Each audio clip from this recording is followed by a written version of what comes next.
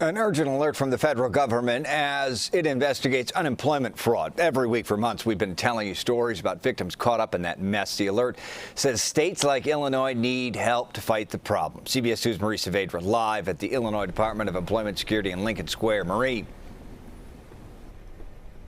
Brad, this alert came from the U.S. Department of Labor's Office of the Inspector General. It has been auditing several states like Illinois that have had so many of these unemployment fraud issues that seem to have no resolution. So in this alert, they are saying that the Department of Labor itself immediately needs to get involved to help states fight this problem. It's very surprising and just shocking. We first met Angela Rose in December to talk about the loss of her father. He had some Vietnam War era related ailments that later in life caused him to come down with this very rare form of blood cancer. He died in January 2020 and months later received a debit card from the state with unemployment benefits on it.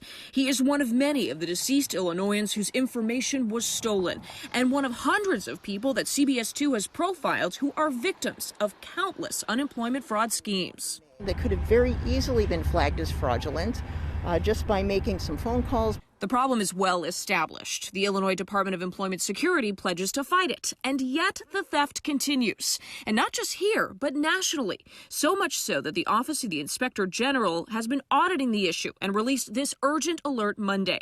It identified 4 main sources of unemployment fraud: people filing claims in many states, using Social Security numbers of the dead or belonging to state and federal inmates, and claims filed from suspicious email accounts.